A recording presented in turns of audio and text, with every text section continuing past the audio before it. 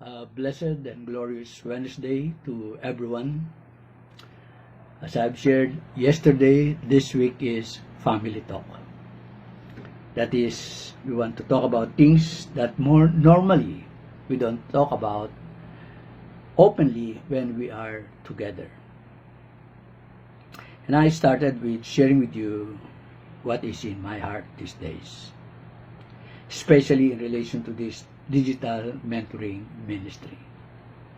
I want you to know why I keep on talking about Christ likeness. That the overall purpose of this digital mentoring ministry is to call pastors and the church leaders, back to Christ likeness. That for almost 2 decades now, my prayer and purpose is to trust God for a new breed and a new generation of pastoral leaders who are Christ-like. And in the pursuit of this vision, I resolve in my heart, just like the Apostle Paul, to know nothing except Jesus Christ and Him crucified. Yes, knowing Christ and becoming more and more like Him. Before we go on, let me just share with you a few comments I received from yesterday's session. Remember, I asked the question towards then, are you with me in this vision? Well, here are 2 comments. Yes, I am with you on this journey. It is a must. It must be my ultimate goal. Without this purpose, everything will be meaningless. Another one said, yes, we are with you, though it is not easy, but little by little, we are on track. Another one gave this comment, said, there are corrections and realizations in my heart.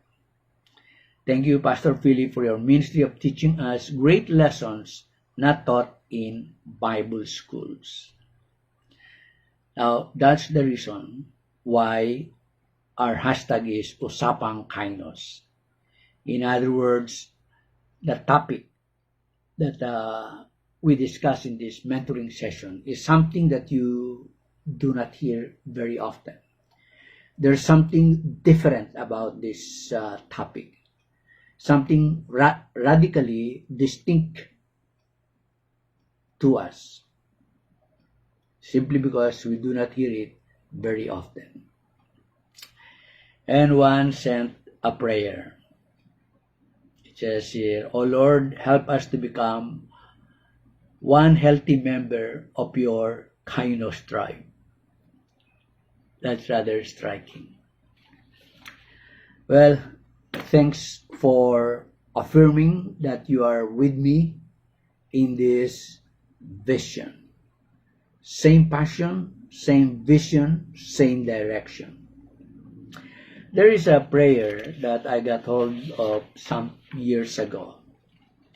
And this prayer added fire to my passion and vision. This prayer is rather long, so I'll just read the first 2 stanzas. The title of the prayer is Disturb Us, O Lord. A prayer written by Sir Francis Drake, an English naval officer and explorer in the 16th century. And this was his prayer. Disturb us, O Lord, when we are too pleased with ourselves, when our dreams have come true because we dreamed too little, when we have arrived in safety because we sailed too close to the shore. Disturb us, O Lord, when with the abundance of things we possessed, we have lost our thirst for the water of life. When having fallen in love with time, we have ceased to dream of eternity. And in our efforts to build the new earth, have allowed our vision of the new heaven to grow dim. Disturb us, O Lord.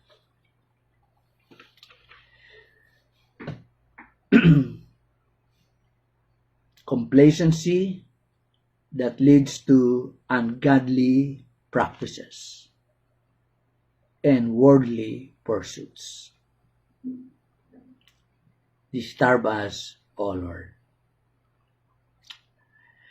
This year I'll be celebrating my 50th year in full-time ministry. I started as a navigator staff in 1970, and I went from campus ministry to community ministry and to church ministry. And I've seen a lot.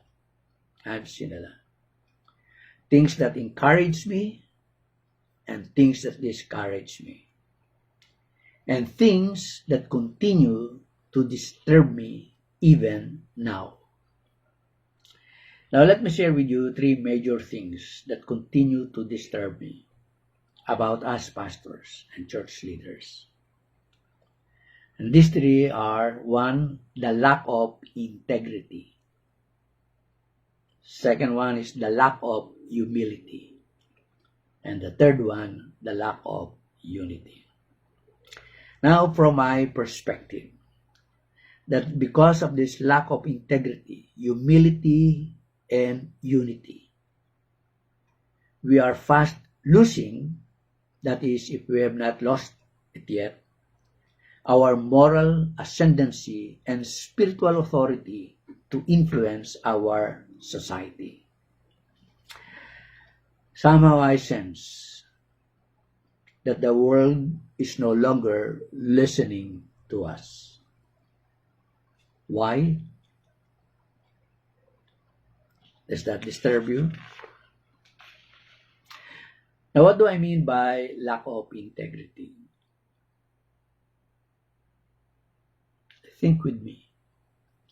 Have you had that experience of pastors making promises to you and not keeping them? Who said they will but did not? How did you feel? Personally, I won't be frustrated that much if the pastor is just an acquaintance. But these are pastors who profess to be your friends, your close friends. And when they fail you, not keeping their promises, it doesn't just disturb you, it hurts you. Agree? And then I've heard of pastors fabricating their ministry reports so as to look good. The main reason, the better the report, the bigger the support. So where is integrity there? Church leaders, does that disturb you? Just recently, in one of our mentoring sessions, I shared with you my experience with some pastors who enjoy exchanging toilet jokes and green jokes. In the pulpit, they speak holy words, but in their private company, they speak unholy and unwholesome words. There is a disconnect between what they preach in public and what they practice in private. That to me is really disturbing. So where is integrity there? And how would you feel if you hear politicians, government officials saying these words? Sa Tagalog, ang mga pastors, pera-pera lang yan. These pastors are just here for the money. That really is very, very disturbing for me. I feel God's name being blasphemed among unbelievers because of our lack of integrity. And I hope that disturbs you too. if you are serious in your faith in God. Now, please keep in mind that I am speaking in generalities. I am not saying that every pastor, every church leader lacks integrity. I'm not saying that. I know some, and I'm sure you know some too. They have not kept their promises, they have lied to us, and they have deceived us.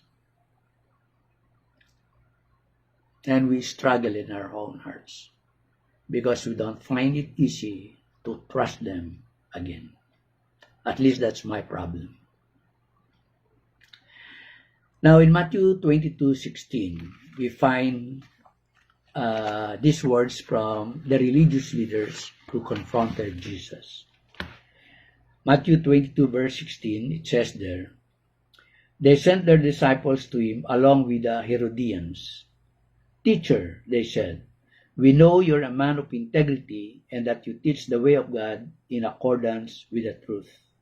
You aren't swayed by men because you pay no attention to who they are.